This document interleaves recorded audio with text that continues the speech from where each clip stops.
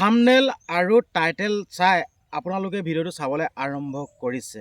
হয়, আমাৰ সকলোৰে মৰমৰ ৰাজীৱ শদিয়া ককাইদেউ এই পৃথিৱীৰ পৰা চিৰবিদায় ল'লে। আমাৰ মাজত সদায় জীয়াই থাকিব, কিন্তু মৃত্যু হ'ল, অমৰ হৈ থাকিব আমাৰ মাজত। কিন্তু এটা কথা আপোনালোকে মন কৰিছেনে? ৰাজীৱ শদিয়া ককাইদেউ আমাৰ মাজত নোহোৱা হৈ যোৱাৰ পাছতেই ভায়ে ভায়ে কাজিয়া আৰম্ভ হৈ গ'ল। ইজনে সিজনক কৈছে আৰু ইজনে সিজনক কৈছে, তই কিয় চিনি নাপাবি? ইজনে কৈছে, মই চিনি নাপাওঁ। মানে এনেকুৱা ধৰণৰ কাজিয়া। আমাৰ সকলোৰে মৰমৰ ককাইদেউ নোহোৱা হৈ গৈছে। আমি এই সময়ছোৱাত কাজিয়া কৰাটো জানো ভাল কথা? কাজিয়া কৰাটো কি ভাল কথা নেকি?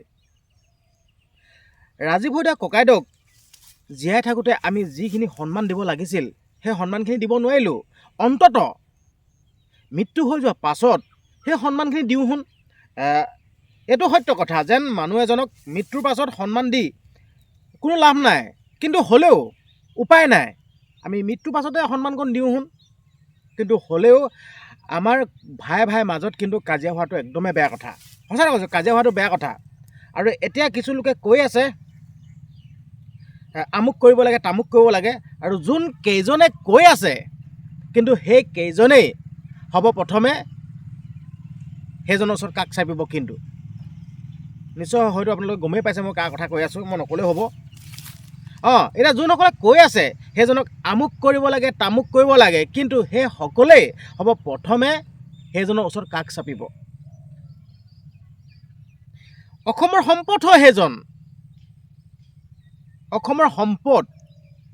আৰু সেই অসমৰ সম্পদজনক আমি কেতিয়াও এৰিব নোৱাৰোঁ। আমি ক'ব পাৰোঁ যেন এইটো কিয় ভুল কৰিছ, আমি পথ দেখুৱাব পাৰোঁ এইটো কৰিব নালাগে। আৰু অত্যন্ত দুখ লাগিছে, ঠিক আছে, অত্যন্ত দুখ লাগিছে এইটো কথাতে, সোঁৱে বাওঁৱে যোনসকল লোক থাকে সেইজনৰ ওচৰত, সেইজনক ভাল শিক্ষা দিয়াটো বাদেই কথা, এনেকুৱা কিছুমান কথাও নকয় যেন আপুনি নিজৰ স্বাস্থ্যৰ প্ৰতি অলপ যতন লওক। গুগাল খাই থাকিব দিয়ে অকল, গুগাল গুগাল খাই মাতাল হৈ মুখত যি টি ভকিবলৈ দি দিয়ে। আচলতে সি ভুল কৰিছে। সোঁৱে বাৱে থকা লোকসকলেতো ক'ব পাৰে যেন এইটো বেয়া কথা, এইটো ক'ব নালাগে, ক'ব লাগে। আচলতে চব সুবিধাবাদী, চব সুবিধাবাদী হয়। সঁচা কথা, চব সুবিধাবাদী। এতিয়া যোনসকলে মাত মাতি আছে সেইসকল কি আগত কি শুই আছিলে? কুম্ভকৰ্ণ কি নিদ্ৰাত আছিল নেকি? কুম্ভকৰ্ণ শুই আছিলে। এতিয়া ভাই ভাইৰ মাজত কাজিয়া। আৰু এই সম্পদজনকটো কেতিয়াও এৰিব নোৱাৰে, মানুহে এনেই কৈ থাকে খঙৰ সময়ত, কিন্তু সেইজনকে আকৌ আঁকোৱালি ল'ব লগা হয়। ঢেৰ দেখিছোঁ। মই আপোনালোকক একদম মনত পেলাই দিছোঁ দেই, কৈ দিছোঁ কথাকেইটা, মনত পেলাই দিছোঁ আপোনালোকক। ছাপ'জ মই এতিয়া আগতে দুটামান কথা কৈ লৈছোঁ। আপোনাৰ ওচৰত যদি পাৱাৰ আছে, আপোনাৰ ওচৰত যদি ধন টকা পইচা আছে, আপুনি চব কৰিব পাৰিব। আজি আপোনাৰ ওচৰত পইচা আছে, আপোনাৰ ওচৰত সকলো আছে। আজি আপোনাৰ ওচৰত পইচা নাই, একোডাল নাই। আজি আপোনাৰ ওচৰত পইচা আছে, মিতিৰ থাকিব, বন্ধু থাকিব, ভালপোৱা মানুহ থাকিব, চব থাকিব। মানুহেতো নহয় বুলি ক'ব পাৰে, কিন্তু মই ডাইৰেক্ট কওঁ যেন আজি আপোনাৰ ওচৰত পইচা আছে, সকলো আছে। মোক কওক যেন পইচাই সকলো নহয়, পইচাই সকলো। আজি পইচা আছে, আপুনি সুস্থ হৈ থাকিব। আজি আপোনাৰ ওচৰত পইচা আছে, বহুত দিনলৈ জীয়াই থাকিব।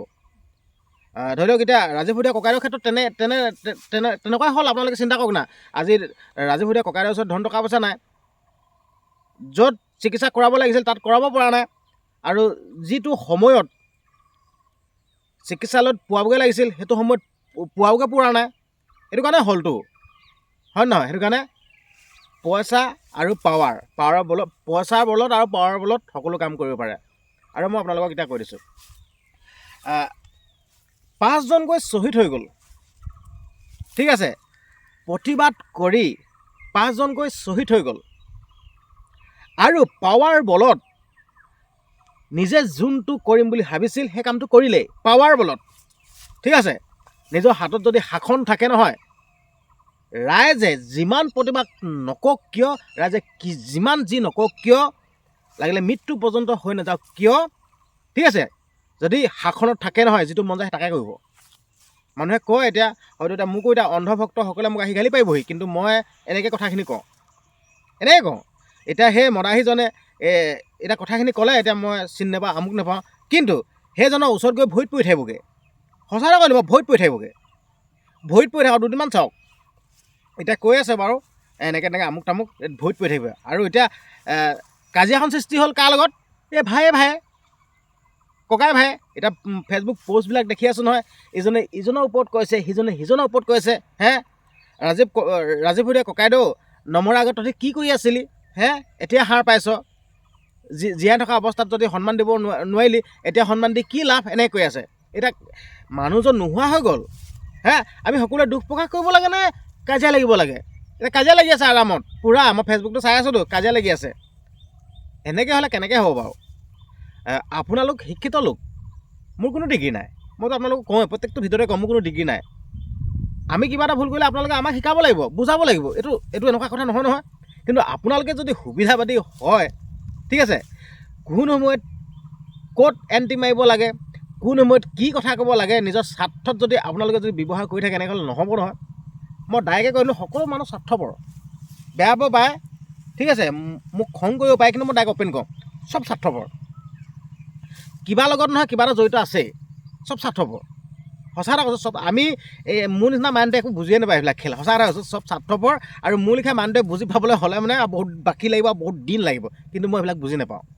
কিন্তু এইটো কথাই বেয়া লাগিছে, কাজিয়া, ইজনে সিজনক বেয়াকৈ ক'ব, সিজনে ইজনক বেয়াকৈ ক'ব, ঠিক আছে। এইবিলাক নাটক কৰি দেখা কি আছে? ভুলটো আমাৰ গাত।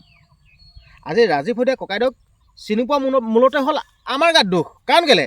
আমি বেলেগ দেশৰ শিল্পীসকলক আনি আমাৰ ইয়াত বৰপিয়া পাৰি দিছোঁ, হয় নহয় কওক? আমি বৰপিয়া পাৰি দিছোঁ। ভুলটো আমাৰ নহয় জানো? আমি যদি ৰাজীৱ ভূঞা ককাইদেউক যদি বৰপিয়াখন পাৰি দিলোঁ হয়, আজি অসমবাসী ৰাইজে সকলোৱে চিনি পালে হয়। এতিয়া নিজে লাজ পাইছোঁ, যেন কৈ আছে ৰাজীৱ ভূঞা ককাইদেউক মৃত্যুৰ পাছতহে চিনি পাইছোঁ, আমুকহে পাইছোঁ, তামুকহে পাইছোঁ কৈ আছে। কিন্তু এইটো লাজ পাইছোঁ, নিজকে লাজ পাইছোঁ। এইটো আমাৰ নিজৰ ভুল। আমি বেলেগ দেশৰ শিল্পীক আনি আমাৰ ইয়াত বৰপিয়া পাৰি দিছোঁ। ভুলটো কাৰ? এতিয়া দেখি আছোঁ নহয়, নাম মেনশ্যন কৰা নাই, এগৰাকী এতিয়া শিল্পীয়ে গোটেই আমাৰ অসমত এতিয়া পূৰা ৰজন জনাই আছে, ঠিক আছে, ৰাসত গীত পৰিৱেশন কৰাই আছে, মানে ৰজন জনাই আছে। আমাৰ কোনজন শিল্পীয়ে তেনেকৈ বেলেগ দেশত গৈ পিনে হেৰি কৰি আছে, আপোনালোকে কওকচোন? সেইটোতো এতিয়া নিজৰ গাত যেতিয়া ভুলটো মানি ল'ব, তেতিয়া সকলো ঠিক হৈ যাব। কিন্তু এই ভায়ে কিবা কাজিয়া লাগি আমুক লাগি পেলাই একোডাল কাম নাই। সঁচা কথা কৈছোঁ, চব স্বাৰ্থপৰ। দুজন মানুহটো শিল্পী আছিলেই, যেতিয়া কা আন্দোলন হৈছিল, কা আন্দোলন হওঁতে যি একদম পকৰ ফটা চিঞৰ মাৰিছে, একদম পূৰা ডিঙি শিৰ ফুলাই যি মাৰিছে, কা আমি নামানো, কোন হিমন্ত বিশ্ব শৰ্মা, কোন নৰেন্দ্ৰ মোদী, তেনেকৈ মাৰিছিলে। কিন্তু দুদিনৰ পাছত যেতিয়া কা গৃহীত হৈ গ'ল, চুপচাপ একদম কুম্ভকৰ্ণ নিদ্ৰাত গ'ল, শুই পৰিলে। আৰু যোনসকলে কৈ আছিল নহয় যে ইয়াক বয়কট কৰিব লাগে, আমুকত কৰিব লাগে, হ'ব প্ৰথমে সেই সকলোৱে গৈ সেইজনক আঁকোৱালি ল'লেগৈ গৈ পিনে।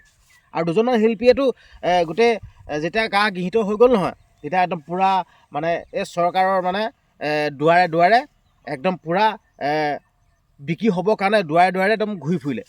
আৰু সেইজনক কি দশা হ'লেতো গমেই পায়, তো তেনেকুৱা নিচিনা কথা। সেইকাৰণে ক'ব বিচাৰিছোঁ, এইবিলাক ভায়ে কাজিয়া লাগি কোনো লাভ নাই। সকলোৱে মোকাবিলাকে থাকিব লাগে, কিন্তু জনা শুনা মানুহখিনি এনেকুৱা কৰিলে একদম ভাল নালাগে। আৰু আপোনালোকে থাম্বনেইল আৰু টাইটেল দেখি ভিডিঅ'টো চাইছিলে, কিন্তু সেই মহাপণ্ডিতজনে এই কামটো কৰিব পাৰিবনে? কমেণ্ট কৰক, পাৰিলে মানে ভিডিঅ'টো শ্বেয়াৰ কৰিব। ধন্যবাদ।